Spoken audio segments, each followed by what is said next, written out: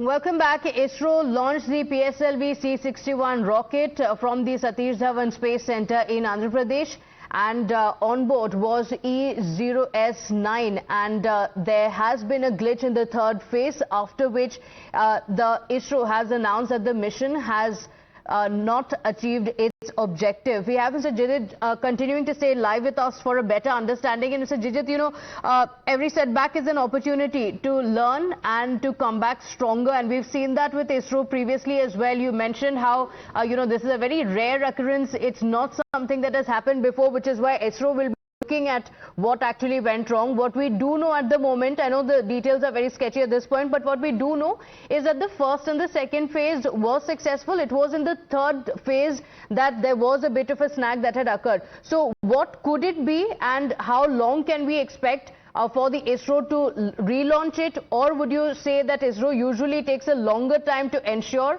that there is no glitch of this sort that takes place when it is relaunched the next time? Yes, so there are multiple possibilities for this kind of a launch failure. So one of these is the propellant. There is kind of possibility of contamination in the propellant, but it's a very rare kind of situation. And there is another possibility is a structural, some kind of structural issues, like, and again very rare in a kind of rocketry, which are very basic and fundamental kind of problems. And the most common is the ignition failure and the separation mechanism issue. So when you look at the graph, it was very smooth for the first and the second stage. And when the very close to the third stage, which I consider as the very beginning of the third stage, then you have some kind of, because the velocity and the altitude graph is completely in a disarray. And that kind of situations comes because of the separation issues, which are actually achieved by some kind of small rockets, the kind of the pyro rockets, etc. So these are the kind of things that we need to study and understand. Of course, after the mission, we have this the study phase where we look at the entire data, because it's all collected. The whole data is collected, and then we will be able to decipher that the 4 or 5 or 6 different possible causes, which is the right, which is the correct kind of cause, and then we will be able to rectify it. But as I mentioned multiple times, for a pslv launch vehicle, this is a very kind of a rare anomaly, because we have large number of launch, even compared to GSLV, which takes the spacecraft to the geosynchronous orbit. The PSLVs are always kind of a reliable vehicle for ISRO, and very well famed as never fails. So that's where we have a little bit bigger disappointment. But definitely this after hundreds of launches, this can happen. So we cannot question the scientists who are working in ISRO. Absolutely. And we definitely will look into the kind of what caused the failure. And in terms of the overall impact to the ISRO's capability of Earth observation, it's not very drastically affecting us, because we have many satellites which does the same function. But of course, some amount of efficiency loss at this very crucial moment, that is what will be like a kind of disappointing conclusion. Absolutely, because scientists have been working hard and the entire country is proud of them. And, this may be a minor setback, but there are lessons learned for the future missions as well. I would just want to play out what the ISRO announcement was, saying that the mission could not be accomplished. These are the details that the ISRO has revealed at the moment. The pslv C-61 EOS-09 mission was targeted. The pslv is a 4-stage vehicle. Up to the second stage, the performance was quite normal. Third stage motor started perfectly. But during the functioning of the third stage, we are seeing an observation, and the mission could not be accomplished. After analysis, we shall come back. Thank you. So the ISRO chief Narayanan addressing and saying that the mission was not accomplished. We will assess and come back later. Dharani is joining us live from the spot. And Dharani, when is this briefing expected? Because like we have been mentioning, experts have also been mentioning that this is a very rare anomaly. It doesn't usually happen with the PSLV launches. So is there any word that you're picking up there on when a detailed briefing can be expected from ISRO, and what is it that they're picking up at the moment? Well, definitely, as you rightly said, this is a very rare anomaly because ISRO has quite a lot of experience with the PSLV rockets and even with the Earth observation satellites, because ISRO has launched RISOSat, Cartosat and several Earth observation satellites earlier. So this is not something new for ISRO. So in another half an hour or 45 minutes we can expect this press conference from the ISRO chairman is what we're given to understand. ISRO chairman V. Narayanan will be addressing the media and he'll be elaborating about the glitch that the team encountered during the third stage of this particular EOS-09 launch. And this launch, today's launch, had a total of 4 different phases. The first 2 phases were successful, but it was during the third phase an issue was encountered, and right now the ISRO team is trying to figure out what this glitch exactly is and what is the reason behind this glitch, what led to this particular glitch is something that they are trying to figure out. A deep analysis is right now underway by the top scientists here in the Satish Dhawan Space Centre, but the launch happened exactly at 5:59 a.m. from the first launch pad of the Satish Dhawan Space Centre. So 17 minutes into the liftoff, that is when the satellite was supposed to be injected into the orbit, but during the third stage, during the third phase of the launch, an issue was encountered, and when the mission the mission couldn't be accomplished. So we have to wait and see. Let's wait for an official information. Let's wait for official information from the ISRO's team, the ISRO chairman, Mr. V. Narayanan itself, as to what exactly this anomaly is, what exactly this glitch is. But for the time being, what we can confirm is that this mission could not be accomplished, and during the third stage is when a glitch was noticed. So definitely not a very great start today. All of us, we are hoping for a successful launch, but this is, as you rightly said, this is just a minor setback, because as I told, PSLV launches on Earth observation satellites, they are not new for ISRO. They've launched tens of Earth observation satellites already. In fact, 57 of them, they are right now in this space doing the work for us. So let's wait and see what this minor glitch is and what made this mission an unsuccessful one. Okay, all right. And I just want to take a moment to also talk about the fact that the ISRO chief from the front, as he addressed, he addressed the media, and he said that it has not been successful at the moment. And remember, this is a stark contrast to when the missions are a success. And then the ISRO chiefs also always let the scientists, the project heads, to take the lead, talk about the mission. But when it has been a failure, it was the ISRO chief who spoke and said that it has been a failure. We're going to look at what actually went wrong. Talking of an official word from ISRO, let's also take in the update that has come in from ISRO. They have taken to the social media account, and this is the update. It says, after a streak of 21 successful launches, ISRO's work-based PSLV rocket has just suffered its third failure, with 2 more PSLV missions lined up in the later half of 2025. This is a major setback for ISRO. This is from ISRO Space Flight, calling it a major setback for ISRO, saying that there are more PSLV launches that are expected in this year. So this is going to be a bit of a setback. And Mr. Jijit, as you were explaining to us, since this is a rare anomaly, and since this is going to be quite a setback for ISRO, there are other PSLV missions as well that are lined up for 2025. How is this going to affect that? Yeah, there are no kind of issues for the subsequent mission. So I would say that there will be a repeat mission for this current mission. So that is what the normal practice from ISRO. Okay. So like we have seen the Chandrayaan this mission, that Chandrayaan 2, but we have a repeat of Chandrayaan 3. It was a grand success.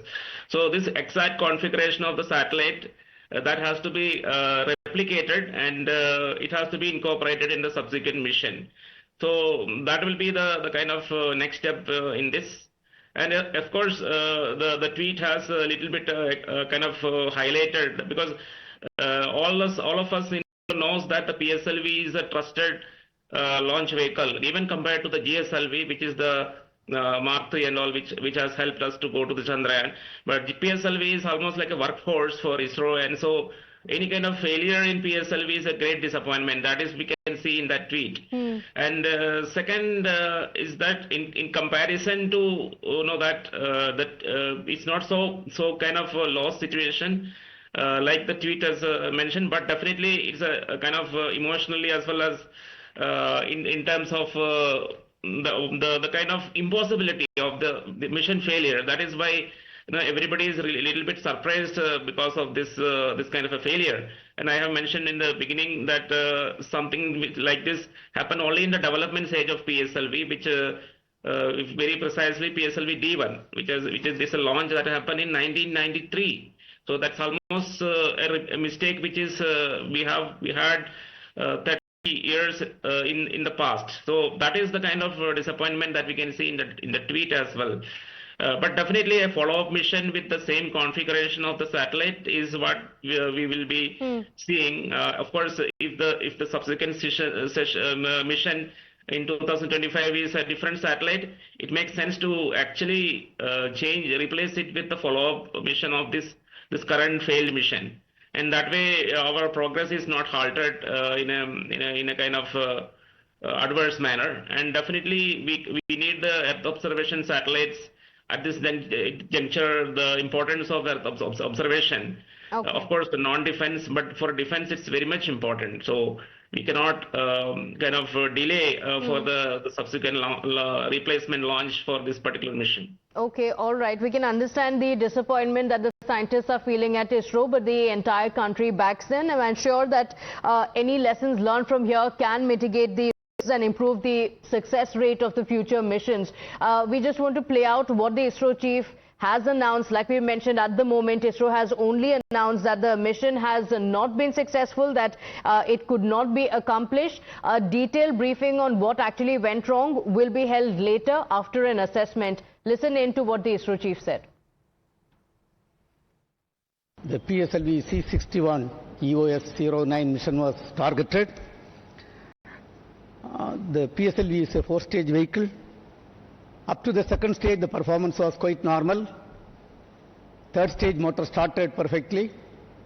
But during the functioning of the third stage, we are seeing an observation and the mission could not be accomplished.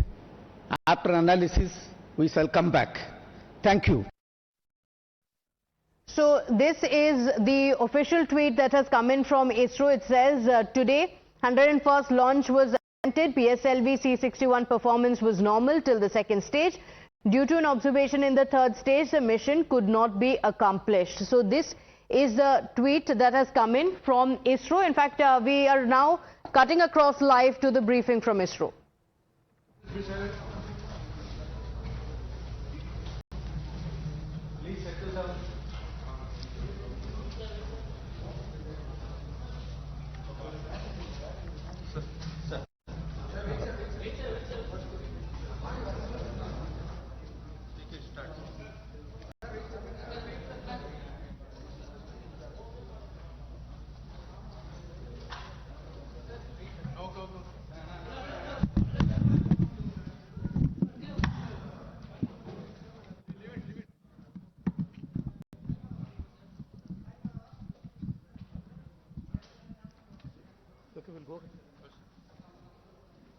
Okay, good morning, friends.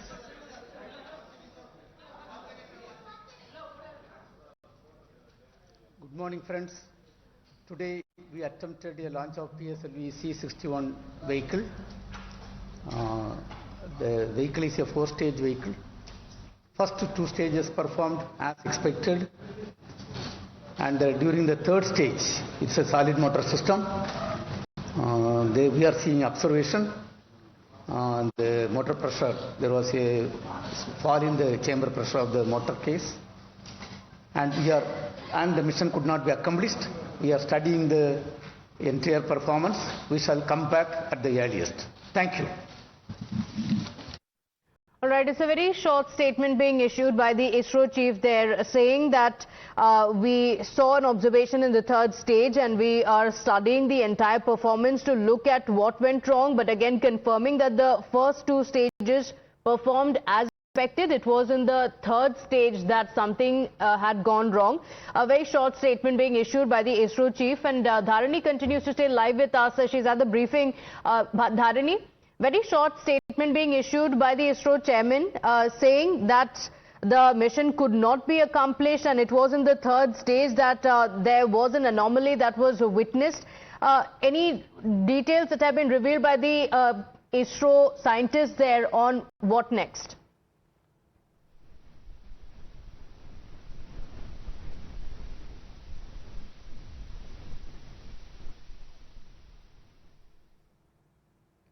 All right, we'll go back to Dharani in just a moment. Jijit continues to stay live with us, and it was a very short statement from the ISRO chief.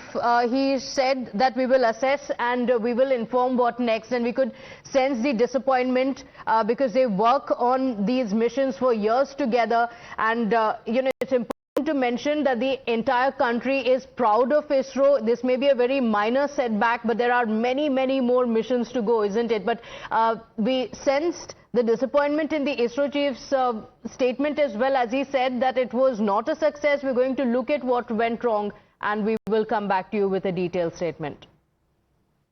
Yes. So the chairman has clarified that the issue happened after the commencement of the third stage. So something that we can probably understand it's more likely a guidance control error. A very rare error that has happened, or thermal stress that can cause this kind of issues, or the third possibility is the propellant related problems. But what actually is a little bit upsetting is that these kind of errors are something that we have already overcome 30 years back. So we have to closely examine any kind of any other elements that has been part of this particular mission and resulted into this kind of a failure. And of course, the scientific community is really upset because after so many number of successful missions, to have a mission failure is very much upsetting. But if you compare with other space agencies like NASA and even the Russian space agency, so all of them had this kind of mission failures even after so many number of successful missions. So this is not something which never happens in the rocket science and space technology, but definitely in the kind of crucial juncture we are in with a kind of border escalation, this becomes a little bit difficult news to digest. So that's what I would say. And definitely I will look for the kind of analysis, the subsequent study analysis and the follow-up missions to mitigate this particular gap. That's what I would say. Okay, all right. I'll come back to you in just a moment to talk about why something could have gone wrong and, what is it that you think could have gone wrong? Because like you mentioned, these missions have been extremely successful in the past. The PSLV launches have been successful in the past. So this is a very rare occurrence. Dharani is live with us from the spot, and the ISRO chief has just addressed the media. And Dharani, it was a very short statement. Again, the ISRO saying that the mission was not accomplished. We're going to look at what went wrong and then issue a detailed statement. Well, definitely it was a very short statement from ISRO chairman V. Narayanan. He again told that the first two stages of the mission, they were completely successful, but during the third stage, the ISRO team encountered an error, encountered an issue in the third phase, and that is when this mission.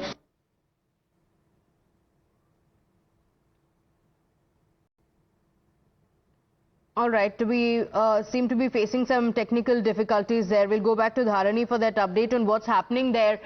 She is currently at the spot. She also attended the briefing where the ISRO chief spoke about the same. So, Jidit, you were mentioning that this is a very rare occurrence and we have seen successes in the past as well. So, is it a grave cause of concern on what could have gone wrong if there have been so many successful missions? Has there been a time when the PSLV launch has not been a success? If yes, When was it, and what are the improvements that have been brought in? Yeah. So this kind of a failure, that is a kind of a stage separation failure, has happened in 1993 for the development stage of the PSLV, that is PSLV D1. But then afterwards, we were having success after success. Even though the GSLV, which was the sister rocketry of compared to the PSLV, is a larger rocket compared to the PSLV, where I have worked mostly in ISRO in Sriharikota. So we had a lot of intermediate failures, like after GSLV, this D1 failure, and then we have a successful GSLV D2. But we were always very happy about our sister team, that is the PSLV team. They have success after success. So we always used to say that the PSLV never fails. No, that is the kind of confidence that everybody have on PSLV.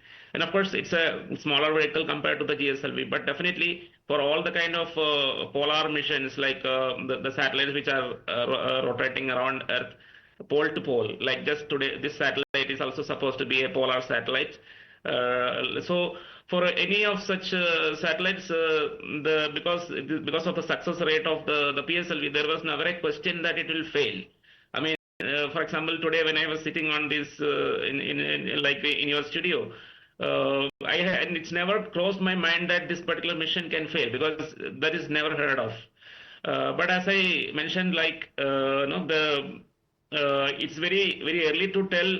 The only possibility for a kind of this kind of a successful mission to fail is maybe a kind of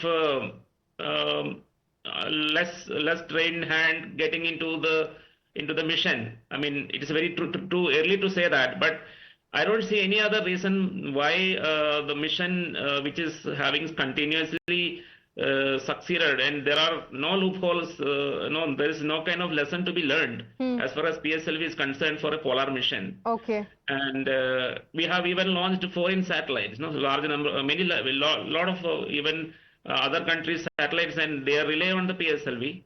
So definitely this setback have another impact, which is like, it sort of reduce the confidence level of the PSLV, and it is little bit more than one single mission failure, wherein the prospects of the PSLV being considered as a kind of a reliable the launch vehicle, that is slightly affected. But of course, I don't put very strong words here, but our subsequent mission should rectify it. Okay, all right. Let me go across to Dharani, who I'm told has an update. Yes, Dharani? Well, the initial reason cited by the ISRO team is that they encountered a fall in chamber pressure. That is the initial reason that is told right now. So this is the one-line statement that we are able to get from some of the ISRO scientists over here. They tell us that during the third phase, they encountered a fall in chamber pressure, and this might have led to the technical glitch, is what they tell us. So we have to wait for further updates, but initial information that we are able to source from the scientists here in ISRO is that during the third stage, a fall in chamber pressure was encountered. It is because of this fall in chamber pressure the technical glitch happened, and right now they are doing a thorough analysis, and after the analysis they will be elaborately putting out a statement about what exactly happened. But the one-liner of this glitch is that there was a fall in chamber pressure, and that is what has led to the issue during the third phase.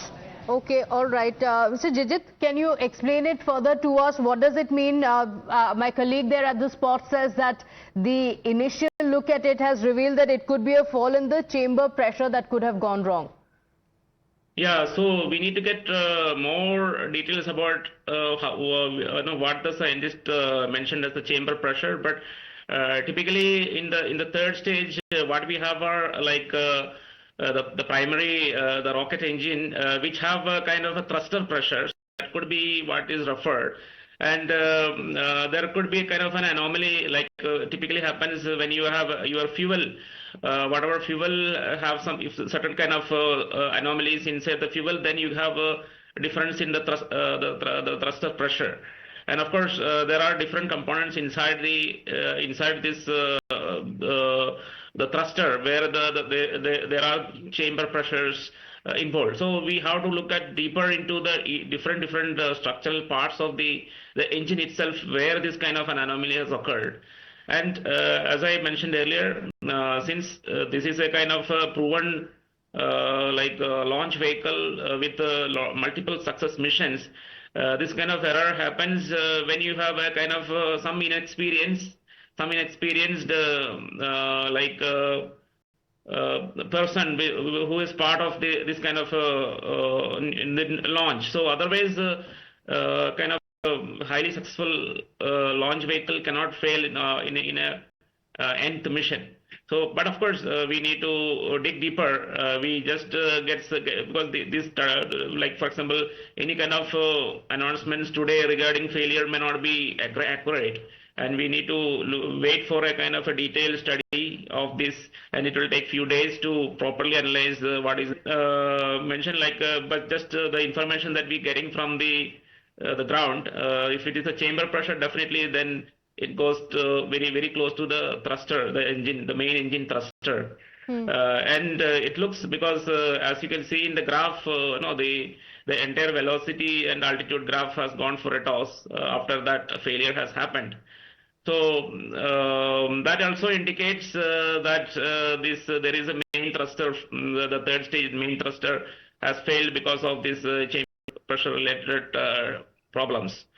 So, but it is very premature, because in the initial, the scientists will also give us some initial clues, which we need to basically dig deeper and understand in a much more detailed study involving multiple analysis of the data, and also the health of the different components of the PSLV. So I will wait for that for any kind of comment further. But overall, kind of definitely a disappointment, and also the kind of slight dent on the success story of the PSLV, which we need to recover as fast as possible, is what I would say right now. Okay, since this was a mission that was to be debris free in the space, could that be one of the factors? No, the space debris, I think we don't have that much kind of density of the space debris, at least because this is not going to the deeper into the space. We are just climbing the altitude, and from what I looked at the graph, it may not be accurate also, but around 500, it has not reached the actual altitude in the space where you have a crowd of space debris, etc. So we can roll out that like any external body coming and hitting, okay. But there is a possibility, but I don't see the altitude. We have reached that altitude to be in that area where we can get hit by that. But definitely, I'll keep all eyes open. Okay. But definitely, space debris, that area comes in 100-kilometer radius. 100-kilometer altitude, where there is a proper orbit of these satellites. Okay, all right. So this looks like it's going to be a story of recovery, and we're going to look at what happens next. Thank you so much for joining us on the broadcast to give us a perspective of what could have gone wrong. As of now, details not being revealed by ISRO because the detailed analysis is still ongoing. We continue getting you the details of what's happening at ISRO, what next, and what could have gone wrong. The entire timeline of how it all played out. We'll be right back after a short break.